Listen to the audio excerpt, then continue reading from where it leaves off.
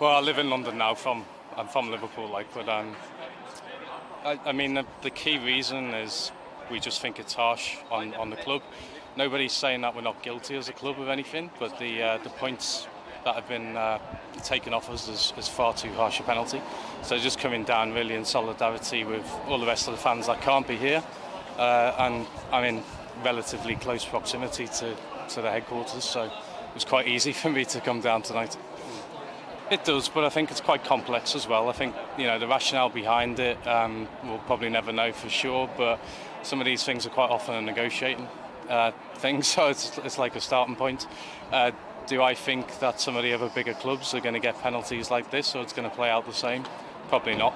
I think the likelihood is we'll get a reduced penalty. It'll set a precedent for other clubs, and we'll see what happens next. But I can't see any of the big points deductions or fines that they're talking about for the Man Cities and Chelseas and Man Uniteds of the world. No. Well, I mean, it's very pleasing, but I had no. I knew they would. There wasn't really a question in my mind that Evertonians would group together and get behind a club like this. So, yeah, I mean, we've come out in big numbers, or relatively big numbers, so, on a Friday night and it's cold.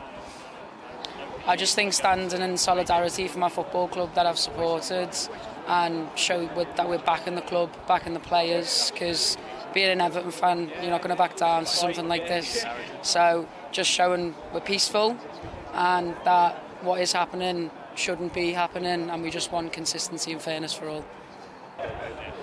Well, considering it's the biggest one that the Premier League has offered, I do think it's unjust.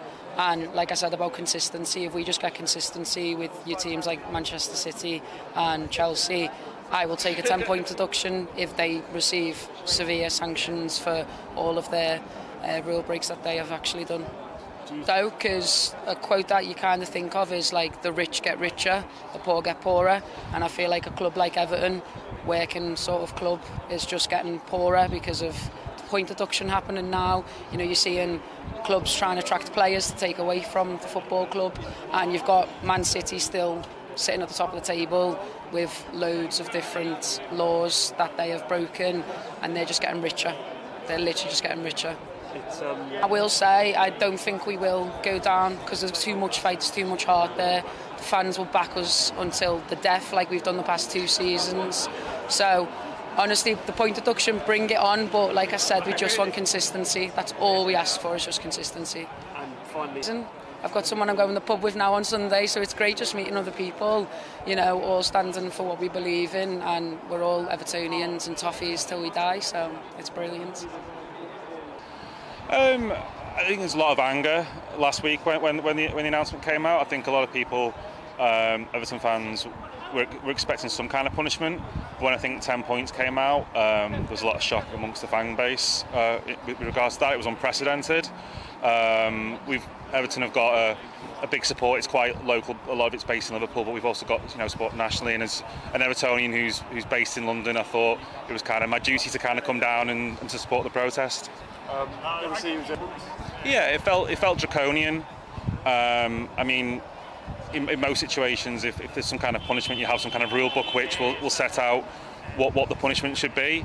If you get found guilty, if you do 30 miles an hour in a 20 mile an hour zone, you might be expected to go on a speed awareness course, or there's rule books in place for what the punishment should be. While in this situation, the tribunal had a completely free hand in that.